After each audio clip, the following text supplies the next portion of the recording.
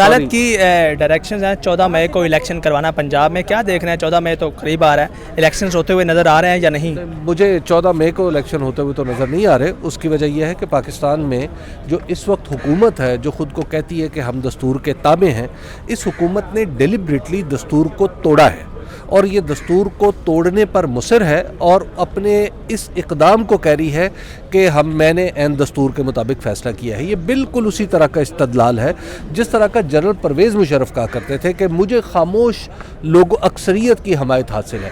اگر خاموش اکثریت گنے بغیر کسی کو حمایت حاصل ہے تو وہ تو آمروں کا نقطہ نظر ہوتا ہے. احتساب، انتخاب سے پہلے احتساب، یہ نعرہ لگایا جا رہا ہے موجودہ حکومت کے ایک جز کی طرف سے، جو بلکہ اس کا جزو اعظم ہی کہہ لیں آپ اس کو.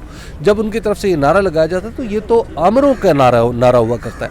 یہ آمرانہ اقدامات کو جمہوری قبا میں ہمارے سامنے پیش کر کے یہ سمجھتے ہیں کہ پاکستان کے لوگ اندھے ہیں، بہرے ہیں، مینٹلی ریٹارڈڈ ہیں جو اس بات کو سمجھتے ہیں. خان صاحب نے کہا کہ جنرل باجوہ کے کہنے پہ 2 اسمبلیاں تحلیل کی، اس بارے میں کیا خیال ہے کہ کیسا وزیر اعظم جب وہ 3.5-4 سال ملک کے وزیر اعظم رہے ہیں، وہ اسٹیبلشمنٹ کی یا طاقت کے اداروں کی ہر بات مانتے رہے ہیں، تب کوئی ریزسٹنس نہیں دکھائی.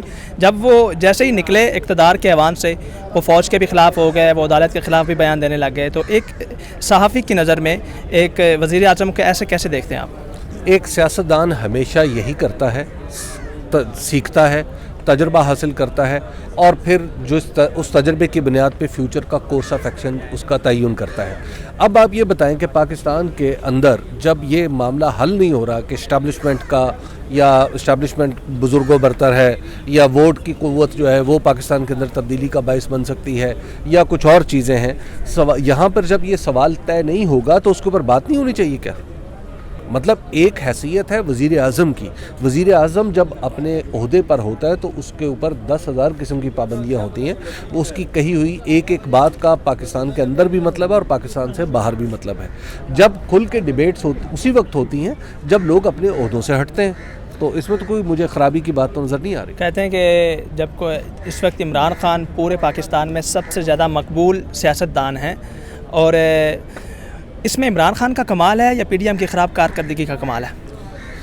پاکستان کی تاریخ میں میں پہلی بار دیکھ رہا ہوں کہ لوگوں کو اس بات کا احساس ہو رہا ہے کہ ان کی ووٹ کی کوئی ویلیو ہونی چاہیے. وہ عمران خان کی کارکردگی سے خوش تھے، ناخوش تھے، راضی تھے، وہ ناراضگی کا اظہار کر رہے تھے. معاملہ جو بھی تھا، وہ لوگ آپ جیسے نوجوان، سب نوجوان یہ چاہتے ہیں کہ فیصلہ ہمارا ہوتا.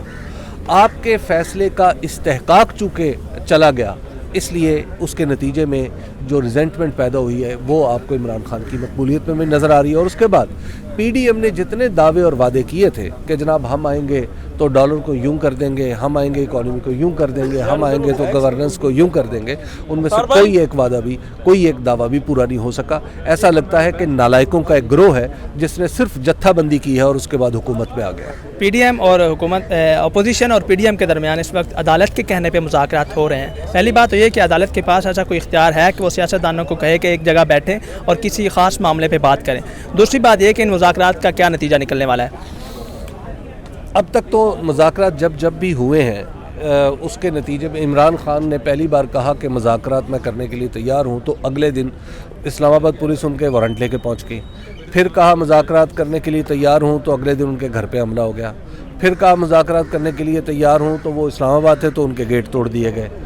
پھر کہا مذاکرات کے لیے تیار ہوں تو علی زیدی کو گرفتار کر کے کشمیر کی حکومت الٹا دی گئی. اب کہا مذاکرات کے لیے تیار ہوں، مذاکرات ہوئے تو رات کو چودھری پرویز الہی کے گھر پر حملہ ہو گیا. تو اب آپ ذرا تصور کر سکتے ہیں کہ ان مذاکرات کی مجموعی طور پر ویلیو کیا ہوگی. دوسری بات یہ ہے کہ حکومت چونکہ پھنس چکی ہے، ایک سپریم کورٹ کا ایک آرڈر ہے جو آج اگر اس پہ امپلیمنٹ نہیں کریں گے تو کل کو آنے والے جج کیا سارے اندھے بہرے ہوں گے؟ کیا انہیں عدلیہ کی سینکٹٹی کا، عدلیہ کی تقدیس کا کوئی احساس نہیں ہوگا؟ تو وہ کل یہ مسئلہ اٹھا لیں گے. تو لہٰذا وہ گلے میں اٹکی ہوئی یہ ہڈی ہے جس کو نکالنے کے لیے مذاکرات میں جو عدالت ان سب کو بٹھا رہی ہے اس کے بارے میں کیا کہیں گے کہ عدالت کو کوئی ایسا اختیار ہے کہ وہ سیاستدانوں کو کہے کہ بیٹھ جائیں کسی خاص معاملے پہ بات چیت کریں؟ دیکھیے، میں سمجھتا ہوں کہ پاکستان میں جو عدالتوں کو ایسا نہیں کرنا چاہیے. عدالت کو اپنا فیصلہ کرنا چاہیے تھا کیونکہ یہ کانسٹیٹیوشن کا معاملہ ہے، اس کو سیاستدانوں پہ اس طرح نہیں چھوڑنا چاہیے تھا. لیکن بہرحال ایک اس طرح کی گنجائش تو ہوتی ہے، کیونکہ جو دستوری اصول اور قوانین ہوتے ہیں اس میں بہت ساری پالیٹکس انوالو ہوتی ہے، تو ایک اس حوالے سے گنجائش نکلتی ہے. ادروائز میری رائے یہ نہیں ہے کہ اس طرح کی عدالت جو ہے کنوینر بنے مذاکرات کی.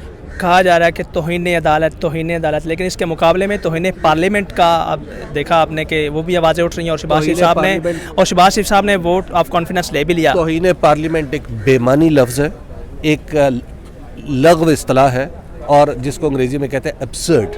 یہ ایک ایبسرڈ چیز ہے جس کے اوپر اب میں کیا تبصرہ کروں.